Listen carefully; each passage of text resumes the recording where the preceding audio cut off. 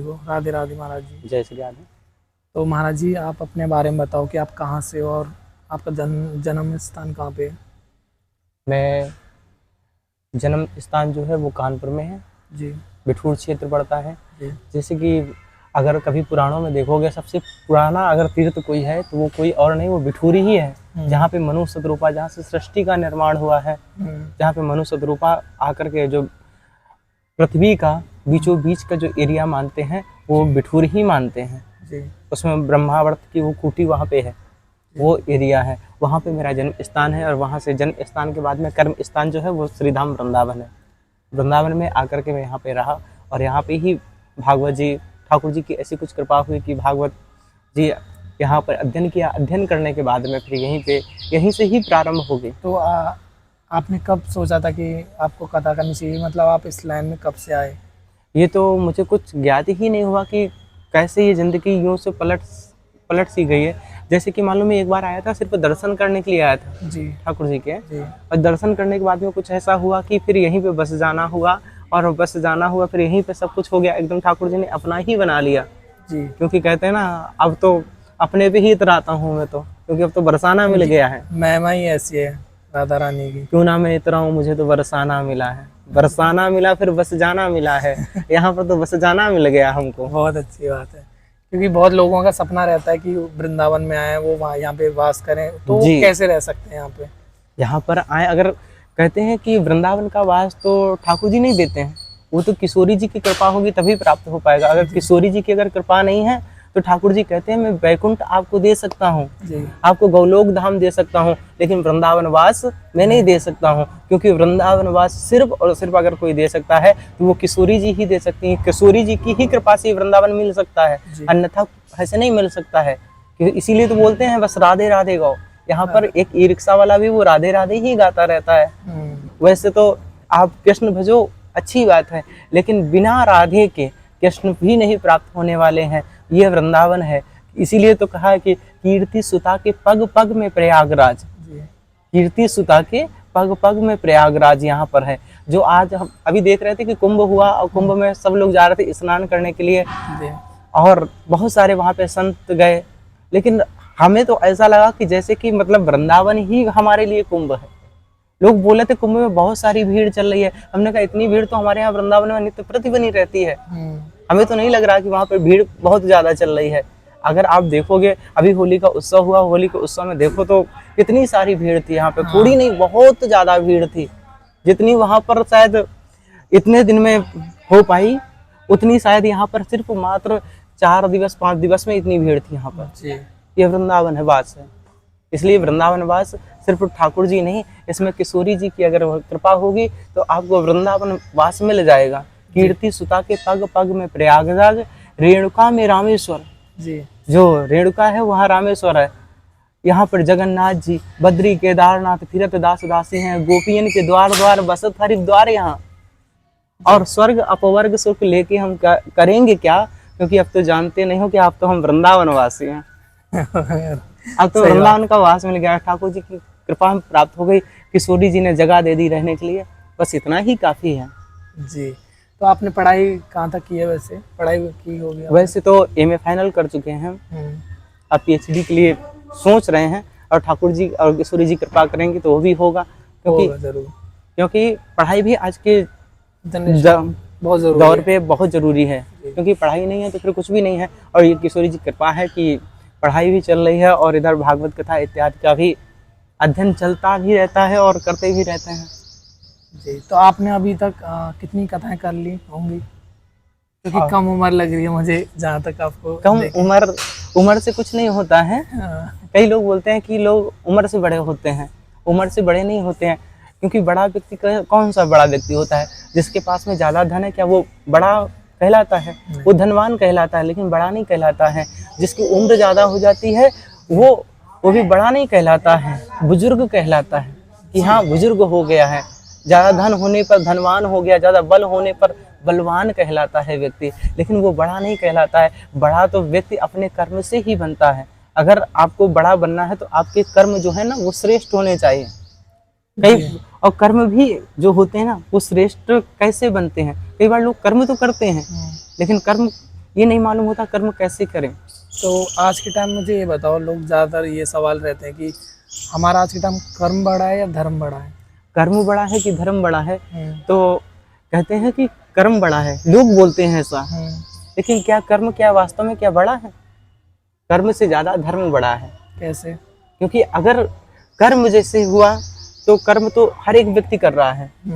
एक मछली मारने वाला भी नदी के किनारे बैठ करके मछुआरा वो भी मछली मारा, वो भी अपना कर्म ही कर रहा है। जी। एक बकरे को काटने वाला भी बकरा काट रहा, वो भी अपना एक कर्म कर रहा। दारू पीने वाला वो भी अपना एक कर्म कर रहा है कि वो दारू पी रहा है, मदिरा पान कर रहा है। एक स्त्री को मारने वाला वो भी स्त्री को मार रहा, वो भी एक कर्म ही हो रहा है। जी। लेकिन क्या ये कर्म क्या श्रेष्ठ है? कर्म श्रेष्ठ नहीं होता है, धर्म श्रेष्ठ होता है। क्योंकि अगर धर्म अगर श्रेष्ठ है और धर्म में रह करके अगर कर्म करोगे तो वो कर्म भी आपका श्रेष्ठ कहलाएगा। जी। इसलिए कर्म आपका विशेष होना चाहिए। हमेशा सोच और विचार के आपको कर्म करना चाहिए। अगर कर्म धर्म से जुड़ा रहेगा तो आप मानो श्री ठाकुर जी को भी पा सकते हो, किशोरी जी को भी पा सकते हो। ये कर्म तो ही है जो कि आज कर्म ऐसा कुछ कर रहे हैं कि संतों की सेवा। यहाँ वृंदावन में देखो अधिक से अधिक ज्यादा संत मिलेंगे। जी।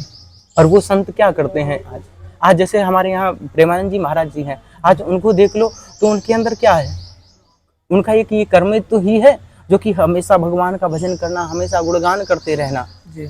जो भी आए उसको बस, अगर उसको किसी सहायता की जरूरत पड़ी तो उसको जितना हो सका अपने से ज्यादा पढ़ करके उसकी सहायता करनी। और सहायता करने के बाद में, और प्रेमानंद जी महाराज जी जो हैं वो तो कानपुर के ही हैं। जी। और उन्होंने कानपुर में अधिकतर हर जगह पे देखा जाता है कि अखंड रामायण के पाठ होते रहते हैं। आज उसी भारत में देखने को मिलता है कि जिस देश में अखंड रामायण के पाठ होते रहते हैं, आज उसी देश के खंड खंड हुए जा रहे हैं। तो आप महाराज जी प्रेमानंद जी महाराज को आप सुनते हो? जी सुनते हैं। उनकी तो हर एक बात मानो जीवन में प्रेरणा मिलती है, हर एक बात से, हर एक शब्द से प्रेरणा मिलती है। ज्यादातर लोग उनको सुनते हैं, मतलब अधिकतर वो चीज ही ऐसी है। क्योंकि जो अमृत होता है ना उसे हर कोई पसंद करता है। जी, ये तो बात है। इसलिए वो तो एक तरीके वृंदावन में आकर के वो अमृत के समान है। जो कोई उनको सुनता है वही मोहित हो जाता है। वो प्रेमानंद जी महाराज जी ऐसे हैं, उन्होंने रामायण को पढ़ा नहीं, उन्होंने धारण किया है। क्योंकि धारण किया है, और धारण करने से क्या होता है? सिर्फ आप रामायण को धारण पढ़ते तो बहुत सारे लोग हैं, नित्य प्रति पाठ चलते रहते हैं, लेकिन लोग धारण नहीं कर पाते हैं। और प्रेमानंद जी ने महाराज जी ने बहुत अच्छी तरीके से उन्होंने धारण किया है। कहते हैं कि रामायण में एक चौपाई आती है कि कलयुग केवल नाम आधारा और सुमर सुमर नर उतर ही पारा। उन्होंने सिर्फ सुमरन किया है। वो स्वयं कहते हैं आप राधा नाम बस गाओ जा करके। अगर आप राधा नाम गाओगे ना, गाते रहो, सुमरन करते रहो, और आज नहीं कल, कल नहीं तो परसों को किशोरी जी आप पर कृपा कर ही देंगे। इसलिए कहते हैं कि आप रामायण को पढ़ो मत, उसको धारण करो। एक ही चौपाई अगर जीवन में धारण कर ली तो पूरा जीवन सफल बन जाएगा। जी। इसलिए रामायण को हमेशा पढ़ो, लेकिन पढ़ने के साथ साथ में धारण करो। आज देखते हैं कि आज लोग पढ़ते तो बहुत हैं, लेकिन धारण एक भी शब्द नहीं कर पाते हैं। लोग कथाएं में भी आते हैं तो 3 घंटा बैठ करके वो कथा श्रवण करते हैं, और उस समय तो बहुत बोलेंगे अरे महाराज जी बड़ी अच्छी कथा सुना रहे, बहुत ज्ञान की बातें हैं। लेकिन हमें लगता है जैसे वो पांडाल से बाहर होते हैं वैसे वो सब कुछ भूल जाते हैं। फिर वो दुनिया की बातों में लग जाते हैं। सही बात। इसलिए कहते हैं हमेशा धारण करो। मैं कहता हूँ कि मंचों से कभी सुधार नहीं होता है कथाओं पे।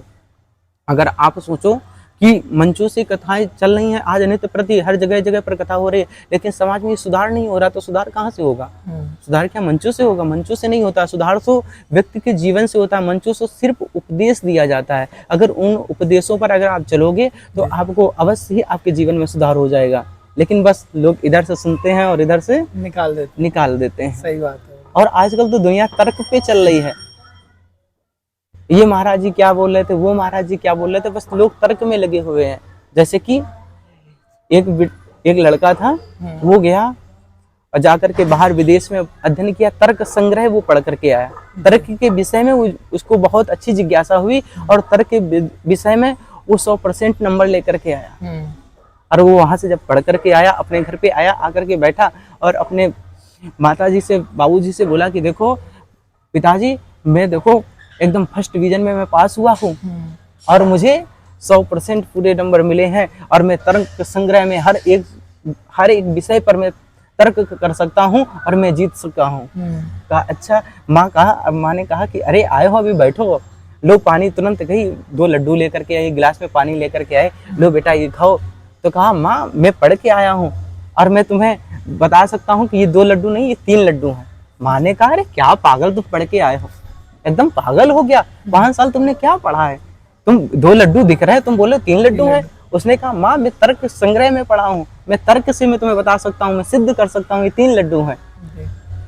माँ ने कहा अरे तू एकदम पागल है। बहुत देर तक ऐसे होता रहा माँ बेटों में। उसके बाद में पिता बाहर खड़े होकर के देख रहा था, वो आया तुरंत आकर के एकदम से बैठ गया। और बैठने के बाद में उसने कहा कि क्या होगा, तो कहा अरे इसमें 2 लड्डू हैं, ये बताओ 5 साल बताओ पढ़ करके आया और ये बोल रहा है कि नहीं 3 लड्डू हैं। तो कहा अरे भगवान तू तो एकदम पागल है, तू एकदम पागल है बेटा, तू एकदम सही कह रहे हो, क्योंकि ये 3 ही लड्डू हैं।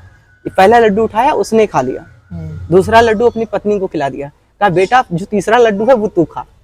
जैसे कहा तू खा, तो उसने कहा कि ये तर्क है और तुम मतलब इस विषय से, आज तर्क का जमाना नहीं है, आजकल लोग तर्क में लगे हुए हैं, लेकिन तर्क नहीं करना चाहिए क्योंकि फिर को उसको तीसरा लड्डू ही मिलता है। इसलिए हमेशा कभी तर्क ना करो, और जो जहां से ज्ञान मिले, अगर ज्ञान है तो उसे आप ग्रहण कर लो, आपको अच्छा लगे तो अपने अंदर रखो, और अगर अच्छा नहीं लग रहा तो कोई बात नहीं, उसे छोड़ दो वहीं पर। सही बात। इसलिए तो हमें गीता से क्या मिलता है? गीता से हर एक अध्याय आपको, हर एक श्लोक आपको जीवन जीना का शैली सिखा रहा है ये गीता।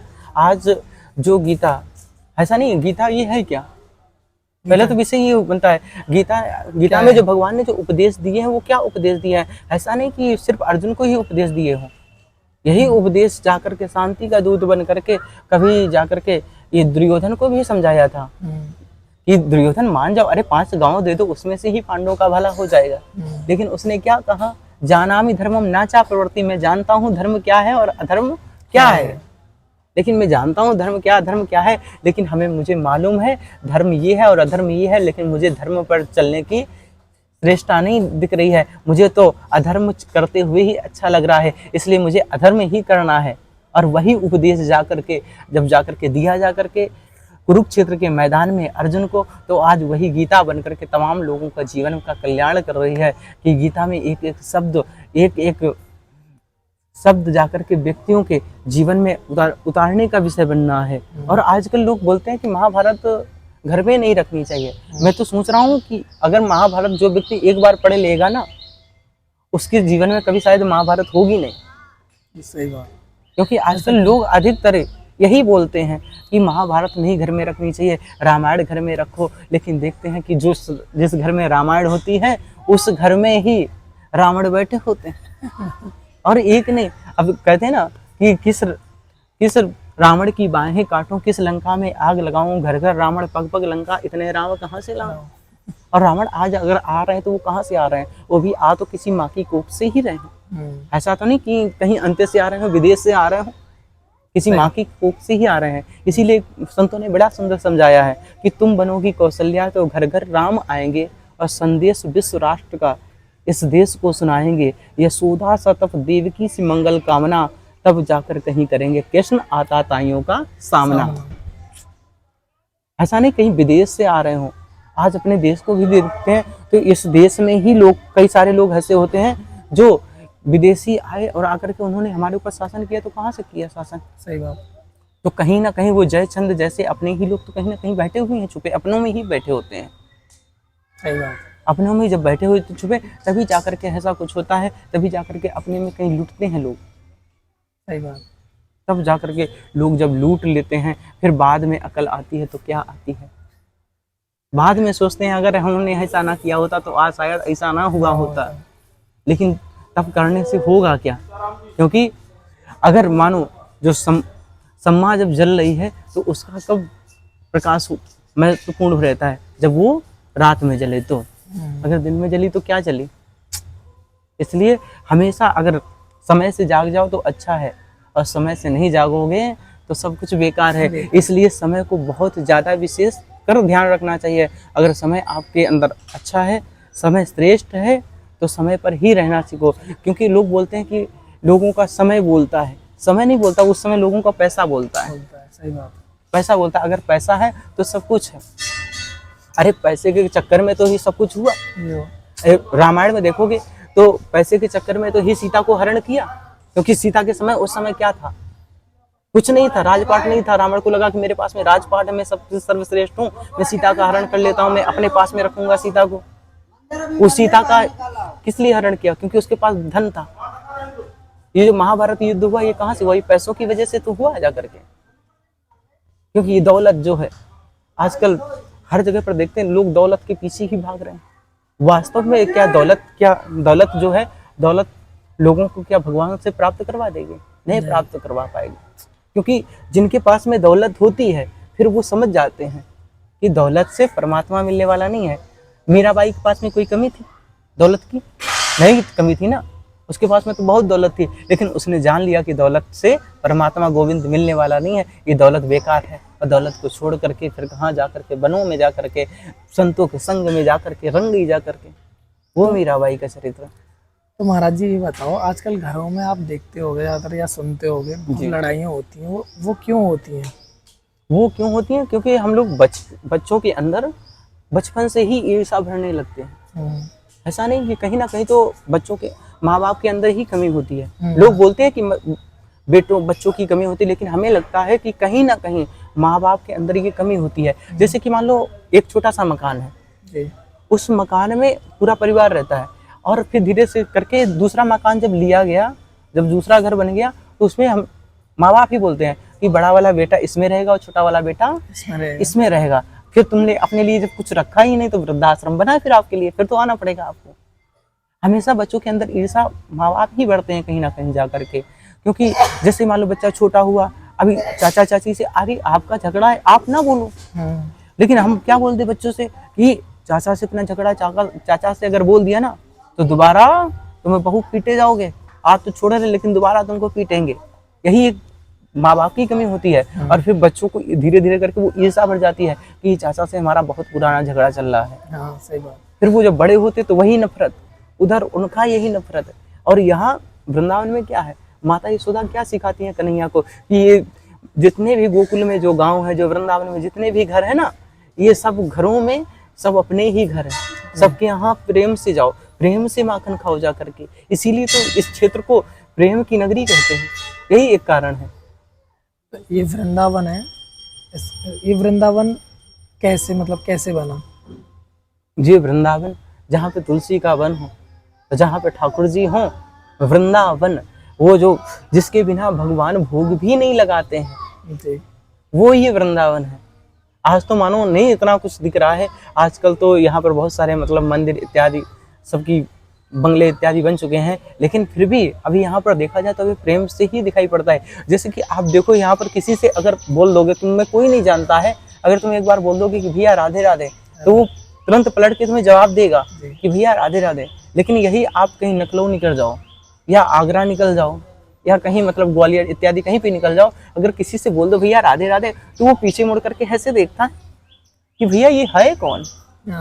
ऊपर से नीचे तक पहले तो वो देखेगा, उसके बाद में जाकर के कहीं बोलेगा कि भैया राधे राधे बोलेगा। उसमें जरूरी नहीं कि वो 20% बोल सकता है, उसके बाद में वो देखेगा ऊपर से नीचे तक, उसके बाद में तुरंत आगे बढ़ जाएगा। सही बात है, बोलेगा बोलेगा नहीं वो तुमसे। और यहाँ पर हर एक व्यक्ति तुमसे बोल देगा भैया राधे राधे, तुम्हें कोई नहीं जानता, तुमसे भी बोल देगा कोई राधे राधे। ये वृंदावन है। इसलिए वृंदावन बहुत अच्छा है। और कई सारे लोग बोलते हैं कि मुझे वृंदावन जाना है, वृंदावन जाना है, लेकिन हमने देखा है कि कई सारे लोग आते हैं, मथुरा तक आए, मथुरा तक आकर के स्टेशन से आकर के वापसी हो गए। अरे अभी कुछ दिनों की बात है कि एक भैया आए और आकर के पहली बार वो आए वृंदावन आ गए और आकर के यहीं आकर के अटल्ला चुंगी से ही वापस हो गए। हमने कहा बताओ कितनी बड़ी विडंबना है कि ठाकुर जी की कृपा नहीं है, किशोरी जी ने कृपा नहीं की, यहाँ तक तो आए, यहाँ से आने के बाद में वापसी हो गए, दर्शन तक नहीं कर पाए। कुछ ऐसा इमरजेंसी उनका फोन आ गया कि तुरंत जाना पड़ा। हमने कहा भैया अब आ गए हो, कम से कम दर्शन तो कर लो। बोलते अब दर्शन तो बाद में होंगे, अभी ठाकुर जी की शायद कृपा नहीं है। और तुरंत बैठे गाड़ी पर, तुरंत वापसी चले। ठाकुर जी की कृपा होगी वही आएगा, राधा रानी किशोरी जी की जिनके ऊपर कृपा होगी वही आ पाएंगे और उन्हीं को यहाँ पे मिल सकता है वास। क्योंकि कहते हैं अगर एक रात्रि का भी अगर वास मिल गया तो भी मान लो आपके लिए वृंदावन सर्वोपरि है, आपका जीवन धन्य हो गया। अच्छा, तो एक सवाल मेरा ये है महाराज जी कि प्रभु जी जैसे मानो हमें राधा रानी से जुड़ना है जी। और हम जुड़ नहीं पा रहे, कोशिश करते हैं बट जुड़ नहीं पा रहे, तो उनसे हम कैसे जुड़ें? उससे कैसे जुड़े? बस नाम, एक नाम ही माध्यम है। आप बस नाम, कहीं पर भी रहो, कोई भी कार्य करो, हमेशा बस एक चीज याद रखो कि तुम्हें और बस सिर्फ और सिर्फ राधा नाम का स्मरण करते रहना है। मन में राधा नाम का चिंतन करना चाहिए और देखना चाहिए कि कहीं ना कहीं तो हमारे अंदर कोई ना कोई कमी होगी, जी। कहीं ना कोई हमारा कर्म ऐसा होगा जो हमें वृंदावन जाने से रोक रहा है, जो हमें ठाकुर और किशोरी जी से मिलने से रोक रहा है। ये हमारा ही कोई ना कोई कर्म हुआ होगा, अभी नहीं तो पूर्व में। और हम तो वो व्यक्ति हैं, कई सारे लोग होते हैं कि अपने किस्मत पर रहते हैं कि भाग्य नहीं ऐसा है। अरे भाग्य को तुम बनाने वाले नहीं हो, तुम चाहो तो भाग्य को सर्वोपरि बना सकते हो। बना सकते हैं, सही बात। ये तुम्हारे ऊपर डिपेंड करता है, क्योंकि वरना अगर तुम भाग्य पे डिपेंड होकर के रहोगे तो फिर तुम जानवरों की भांति हो गए। क्योंकि जैसे गधा हो गया, बैल हो गया इत्यादि, ये अपने हाथ से कुछ कर्म कर नहीं सकते हैं, ये अपने आप को बना नहीं सकते। जैसी किस्मत पे है इनके, जहाँ पर जन्म होगा वहीं पे रहना है, या जहाँ पर बेचे गए वहाँ पर रहना होगा। लेकिन मनुष्य एक ऐसा है, एक आजाद पंछी है जो कि चाहे तो अपने जीवन को बना सकता है, अपने जीवन को चाहे तो स्वर्ग में ले जा सकता है, अपने जीवन को चाहे तो नरक में ले जा सकता है। आप नाम स्मरण करो, ठाकुर जी की सेवा करो और धीरे धीरे करके, धीरे धीरे। अरे मैं तो बोलता हूँ कि आपके अंदर अगर समय नहीं मिल पा रहा है, कोई बात नहीं, अरे सुबह उठो, उठने के समय स्नान करने जाओ, तब आप राधा नाम लेते रहो, तब राधे कृष्ण राधे कृष्ण राधे कृष्ण, सीताराम सीताराम सीताराम, जो भी मन में आए बस भजते रहो, जो आपको इष्ट लगे उसका नाम भजते रहो। और जब भजते रहोगे तो धीरे धीरे करके, कहीं ना कहीं करके आपके ऊपर ठाकुर जी की कृपा हो ही जाएगी। आज नहीं तो कल, कल नहीं तो परसों, क्योंकि इस संसार में तो काम हमेशा ही बने रहेंगे और मन जो है वो इधर उधर भटकता ही रहेगा। क्योंकि मन जो है वो हमेशा इधर उधर भटकता रहता है, वो कभी एक जगह पे रहता नहीं, वो बहुत चंचल होता है। मन अचंचला है, ये मन बहुत चंचल है। जितना इसे एक जगह पर एकत्रित करने का प्रयास करोगे, उतना ही ज्यादा ये चंचल होता है, उतना ज्यादा ये भटकेगा। इसलिए मन चाहे जहां पर जाए, मन को कभी मारना नहीं है, बस मन को मोड़ना है। जो अच्छे काम हो उन्हें तुरंत करना चाहिए और जो बुरे काम हो उन्हें कल पर टाल देना चाहिए कि आज नहीं, इसे हम कल करेंगे। सही बात। इसलिए मन को हमेशा मारो मत, उसे मोड़ो। मन की वृथा है अटपटी, झटपट लखे न कोई, और जो मन की खटपट मिटाए तो झटपट दर्शन होए।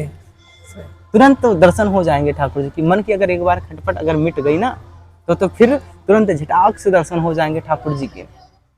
नारद जी के मन में क्या था? माँ की सेवा कर रहे थे, सबकी सेवा कर रहे थे, आराम से रहते थे, बस भजन ही तो कर रहे थे, और भजन में बैठे जानो ठाकुर जी के दर्शन हो गए। ये मन जो है, मन को एकाग्र करने का अगर कोई विषय है, लोग कहते, कई लोग बोलते हैं कि महाराज जी मेरा मन नहीं लगता एक जगह पे, पूजा में मन नहीं लगता है। तो क्या वास्तव में पूजा में आप मन लगाते हो? नहीं लगाते, क्योंकि आप घंटी लेकर के बैठते हो और जैसे वो घंटी बजी वैसे आपको पूरी ऑल इंडिया याद आने लगती है। फिर पूरी इंडिया याद आती है उस समय कि भैया, अरे उसी समय लगेगा कि अरे उनको कॉल करना है, उनको फोन करना है, जल्दी से आरती कर लें, तुरंत उनको फोन कर लें। लोगों के मन में ऐसे भाव आते हैं। इसलिए जिस समय बैठो, आपको पूजा में मन नहीं लगता, कोई बात नहीं, जितनी देर मन लगे उतनी देर आप पूजा करो। उसके बाद में ध्यान लगाने का एक बहुत अच्छा सा साधन है, कहो तो मैं बताता हूँ। बताओ। उसे आप सुबह उठो, उठ करके चारपाई पे बैठ जाओ। बैठने के बाद में वहीं पे बैठे बैठे एकदम मन में विचार करो कि मैं वृंदावन पहुंच गया।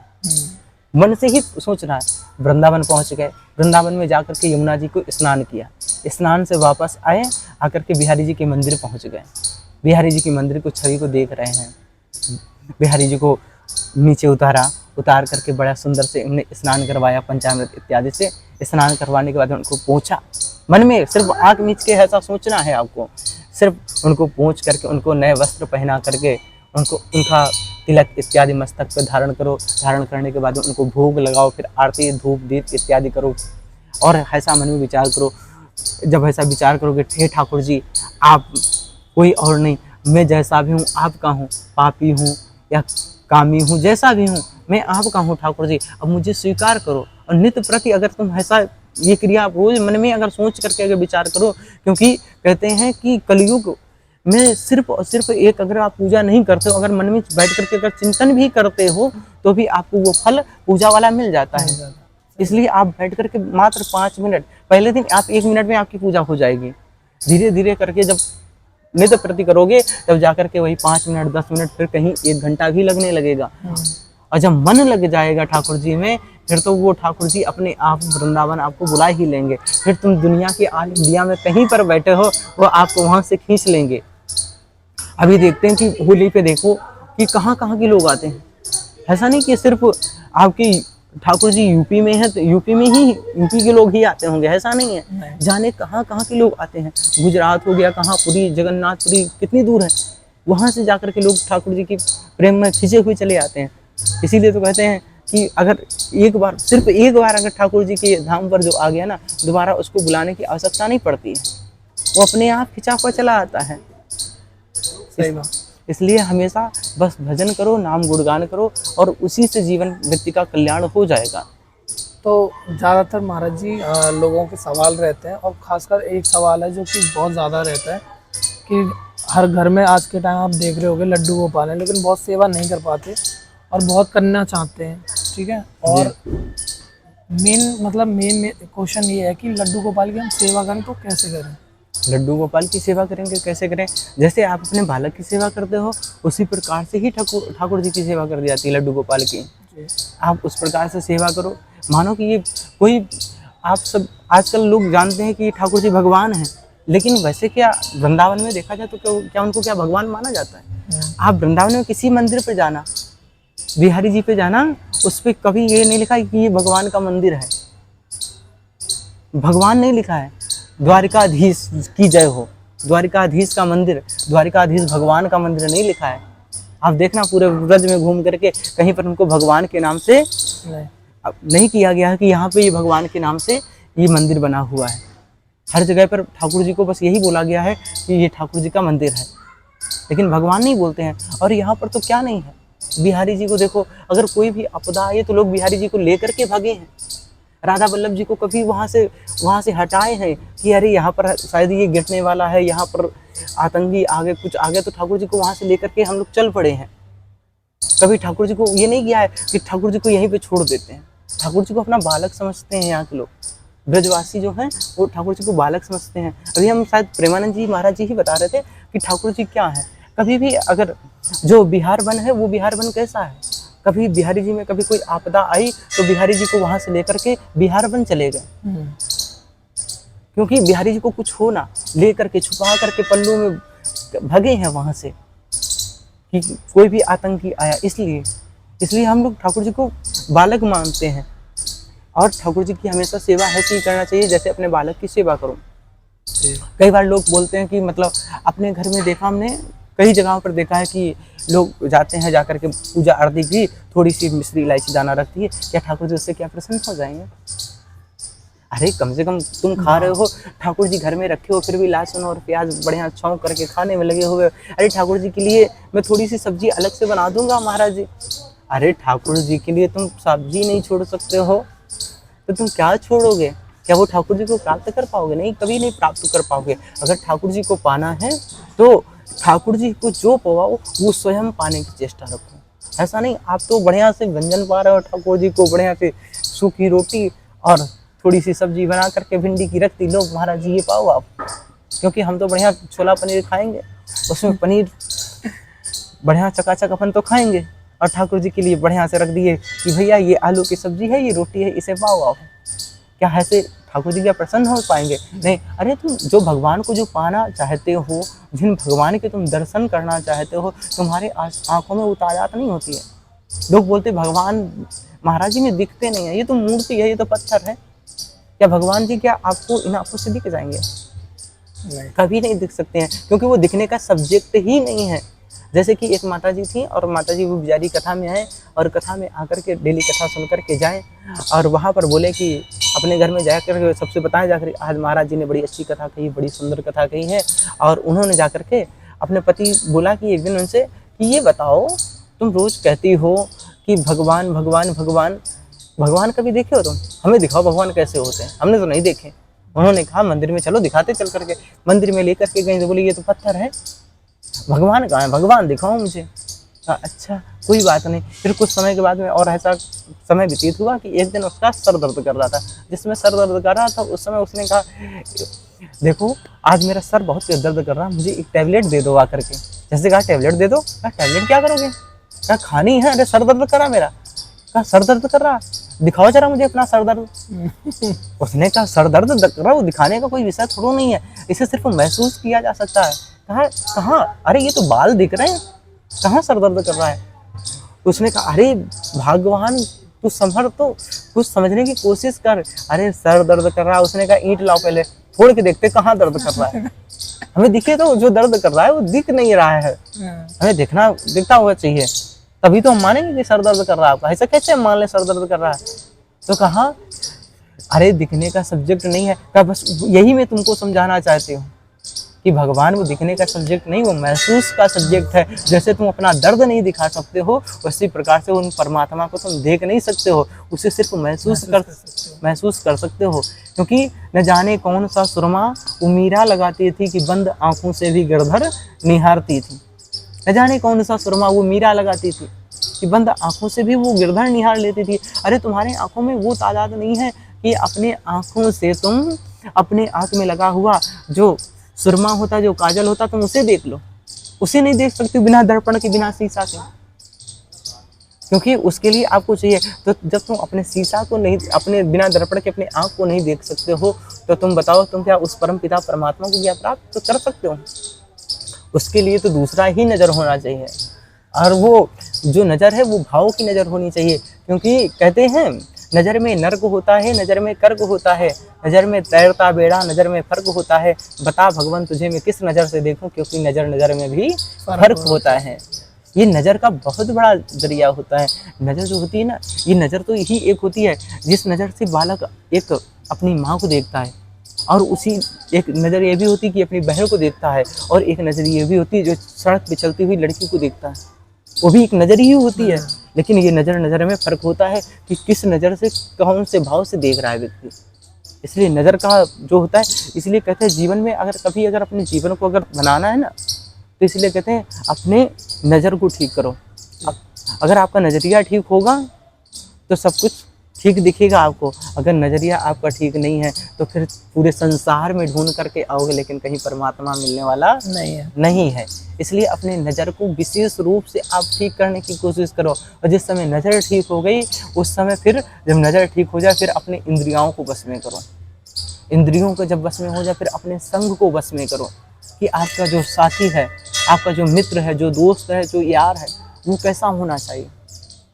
वो ऐसा नहीं होना चाहिए कि आप शाम को तो जा रहा है साथ में, आपको भी लेके जा रहा है, आओ चलो।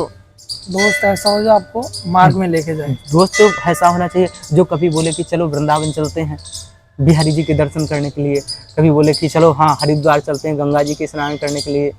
ऐसा नहीं होना चाहिए कि चलो भैया चलो चलते हैं, अब 6 बजने वाले हैं कि अब चलो चलते हैं, थोड़ा सा लगा करके आते हैं। समझ गए हो गया? हाँ।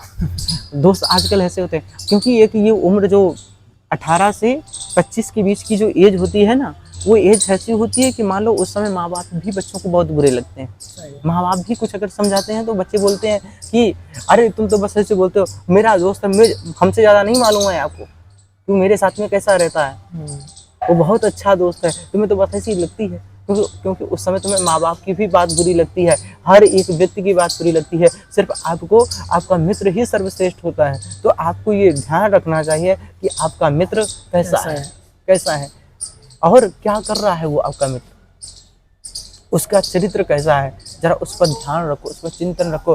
क्योंकि ये जो यार का, जो मित्र का जो रिश्ता होता है वो बहुत खास होता है, और वो हमेशा आपको आपके बनाए से ही बनेगा। ऐसा नहीं कि उसे माँ बाप बना कर देंगे कि तुम इनके साथ में रहो, तुम उनके साथ में रहने लग जाओगे, ऐसा तुम नहीं करोगे। क्योंकि वो तो स्वयं से एक भाव से ही भाव मिलता है, तो आपके भाव जब श्रेष्ठ होंगे तो आपका मित्र भी श्रेष्ठ ही बनेगा। इसलिए आप अपने संग को जीतो। आपका जो दोस्त है, जो मित्र है, जो यार है, वो एकदम कैसा होना चाहिए कि आप अगर कुछ गलत करने जा रहे हो तो वो तुरंत आपको रोके, वरना ऐसा नहीं होना चाहिए कि हाँ तुम कर रहे हो तो वैसे गलत है, हाँ चलो ठीक है कर लो तुम, ऐसा नहीं होना चाहिए। वो ऐसा होना चाहिए कि आप गलत कर रहे हो तो आपको रोके, किसी भी प्रकार से वो आकर के आपको समझाए कि भैया ये गलत है, इसे नहीं करना है। मित्र ऐसा होना चाहिए। तो महाराज जी आज तो इतने ही सवाल थे, कुछ ज़्यादा सोचे नहीं थे। बाकी जिसे पूछना है वो कमेंट करके पूछ सकता है अगला पॉडकास्ट के लिए। तो हम दोबारा मिलेंगे इनसे, जो जिसका भी जो भी सवाल होगा वो पूछ सकता है। और लास्ट ये बता दो ये ऑडियंस को ऑडियंस को कि आप क्या कहना चाहते हो इनसे। भैया बहुत मेहनत करते हैं, अपने जीवन को इसी दांव पर लगा करके चल रहे हैं। तो आप सबका अगर सहयोग मिलेगा, अगर आप सब लोग इनका सपोर्ट करोगे तो ये जल्दी से जल्दी उस लेवल पे पहुंच जाएंगे जो इनकी मंजिल है, उस अपने मंजिल पे पहुंच जाएंगे। तो आप सभी लोग अपना सहयोग करें, कमेंट करें, लाइक करें और शेयर करें। अगर ऐसा करोगे तो ये धीरे धीरे करके आप थोड़ा से ही सहयोग से आदमी बनता है। ऐसा नहीं कि एकदम से वो मंजिल पे चढ़ जाता होगा, ऐसा नहीं, धीरे धीरे से ही चढ़ता है। तो अगर एक लोग ही अगर एक लाइक करेंगे, अगर एक लोग ही कमेंट कर देंगे, एक लोग ही शेयर कर देंगे तो ही आपका क्या जाएगा, आपका तो 1 ही मिनट लगेगा, मुश्किल से 1 मिनट लगता है कमेंट करने में। अगर आप एक मिनट से में ही अगर आप कमेंट कर दोगे तो शायद आपके कमेंट से किसी की लाइफ चेंज हो सकती है। तो आप समय निकाल करके 1 मिनट 1 सेकंड आप कर दीजिएगा यार। राधे राधे। राधे राधे। और अगर आपको कोई भी सवाल हो तो आप बेहिचक पूछ सकते हैं कमेंट पे। हाँ, और आपको अगले नेक्स्ट वीडियो में आपको दिया जाएगा उत्तर। हाँ ठीक है। तो महाराज राधे राधे।